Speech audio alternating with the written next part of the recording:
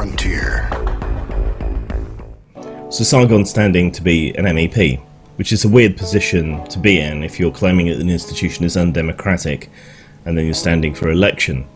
But I hope if he does get in, that he doesn't pull a Farage and just not go, and just rakes in the money for holding his position while not voting in it or doing anything related to it. I hope instead he gets involved, he tries to improve it from his point of view at least, and sees how the sausage is made, the accountability that's there, the democracy that's there, and hopefully that will change his mind about the whole project, though I won't be holding my breath. Of course, he's fairly unlikely to be elected. Him and Dankula are likely to be fairly low down on the list of party faithful who would get elected, because it uses the proportional representation system, which is much more democratic than first past the post.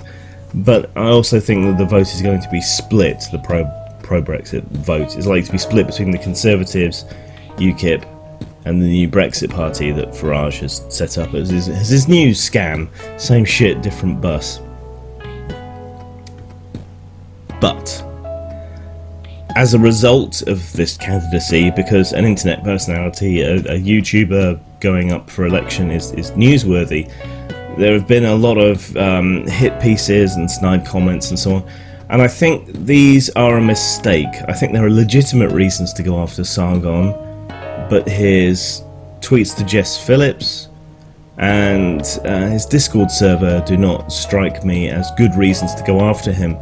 In fact, I think they're mistakes, and I think they will only end up empowering him. And I think, ironically enough, the way that they're going after him is related to the way in which Sargon got pushed further to the right himself.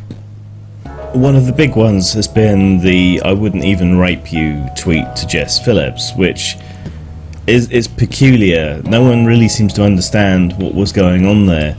And while it was crude, it seemed fairly obvious to me what was going on, the rhetorical trap that was being set. You have to remember, at the time, it wasn't widely known that Jess Phillips had been a victim of rape, at least not in our circles that we move in.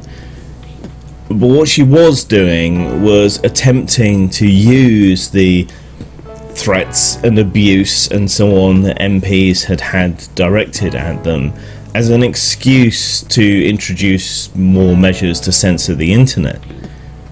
Now, for people like me, for people like Sargon, this is a big red flag. A lot of us have seen censorship in action in various ways.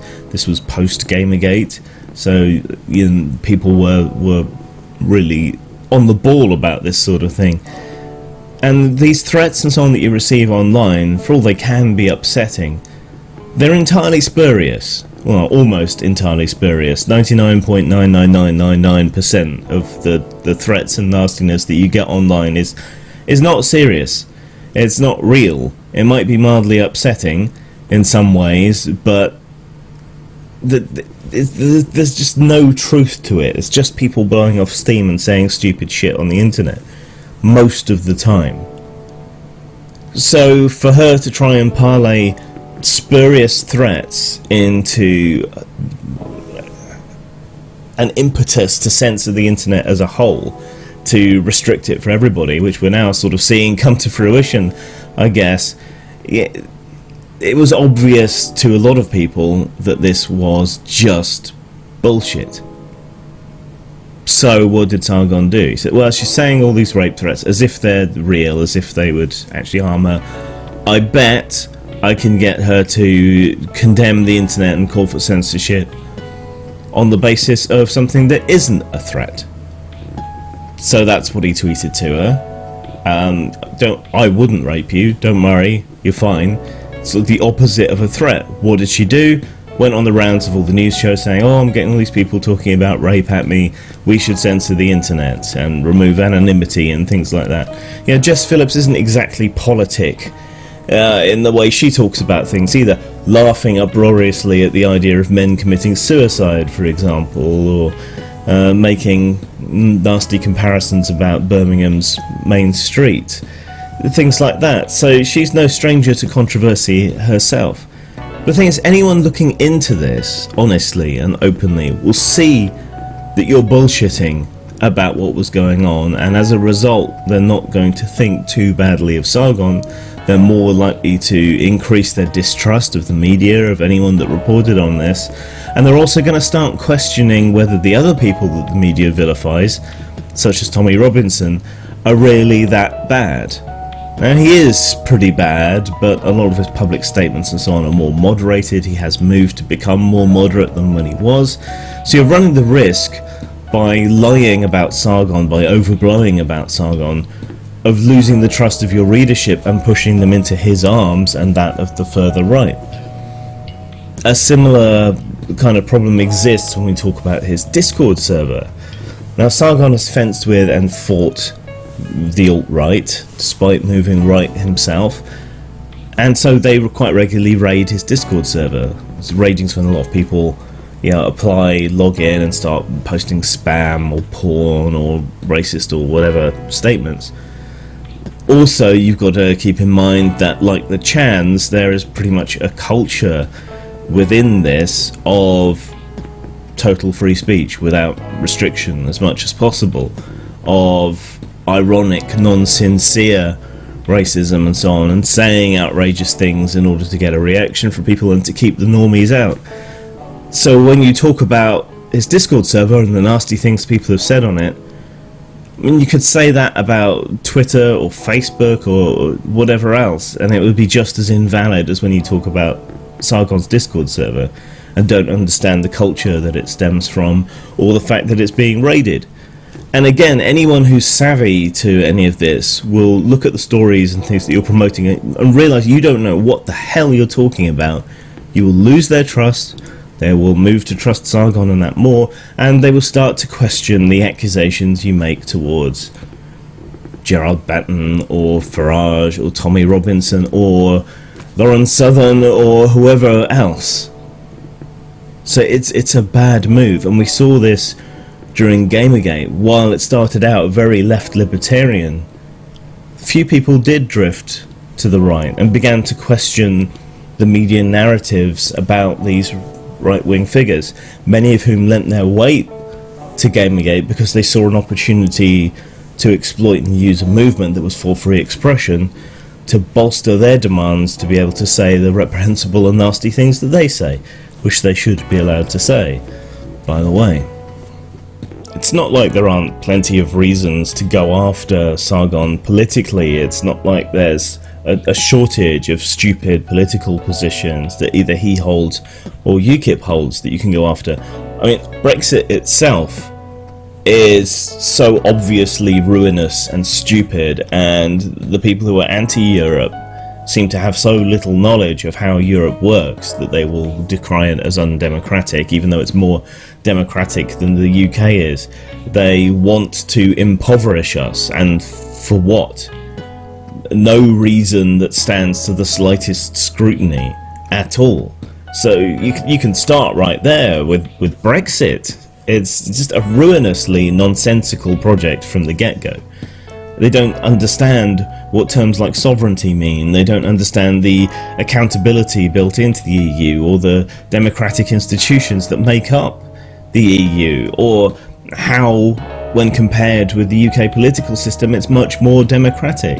The whole thing is largely based on ignorance, and increasingly willful ignorance. So there's a legitimate line of attack that could work.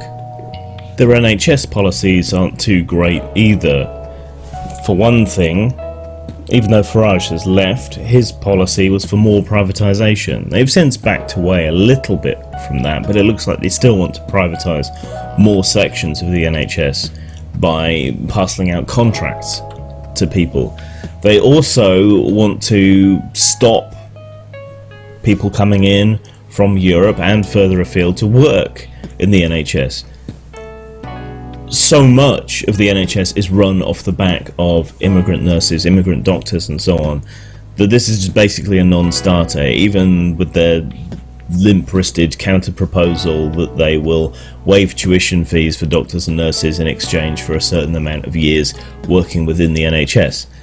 That wouldn't actually help anywhere near like enough So they would have to phase out doctor and nurse immigration and so on, and put limits on that. Never mind that immigrants coming into this country not only shore up the NHS, but pay more in terms of taxation than they take out in terms of assistance. So immigrants pay in two ways for our NHS. Furthermore, they want to remove the coverage that the NHS offers to foreigners living and working or visiting the UK, which means there'll be a reciprocal problem when it comes to us getting sick or injured abroad. At the moment, at least within the EU, our medical care is transferable. So that if you get sick or ill or injured in Spain or France or Italy or Denmark or wherever else within the broad Eurosphere, you're covered, either because of their local policy or because of a reciprocity between our NHS and their national healthcare systems. They'd take that away. Some people have eyes beyond the borders of a nation and, go and visit places. I mean, Farage might no longer be UKIP, but he spent a lot of time abroad. It's German kids. Just saying. Their education policy isn't exactly the best. It's got some good aspects, but it also has some bad aspects. They want to bring back grammar schools, which basically means you end up with a two-tiered education system quite early on, with some kids being essentially written off as labour drones and other kids being groomed to do more well-regarded things, but this from quite an early age. That's a harkening back. It's a moving backwards. It's a regressive policy.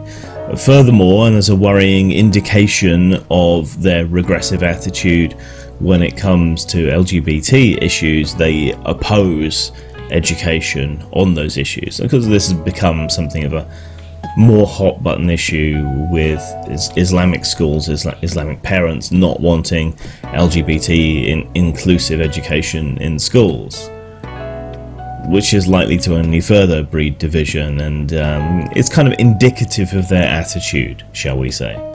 There's an embarrassment of riches in the UKIP manifesto, in their actions, in their statements, in their speeches, in all the people that have had to leave because of the horrendously racist, sexist and homophobic things that they've said. When you're too racist for Nigel Farage, you've got an issue. This is the man who put up that dishonest Syrian refugees poster which recalled Nazi propaganda, and he thinks UKIP's now too extreme for him, so he's gone off and formed his own Brexit party. That should give you pause. But there's plenty there in UKIP's manifesto which goes against the liberal and centre-left, centre-right attitude that Carl Sargon supposedly projects, supposedly believes in. There's no need to lie about him. There's no need to misrepresent him, and doing so is a big tactical mistake, certainly for his base, who are only going to get hardened and more supportive and are going to get pushed further to the right in much the same way that he did when you lie about him. So maybe it's time for some accurate politics, whether in journalism or politics.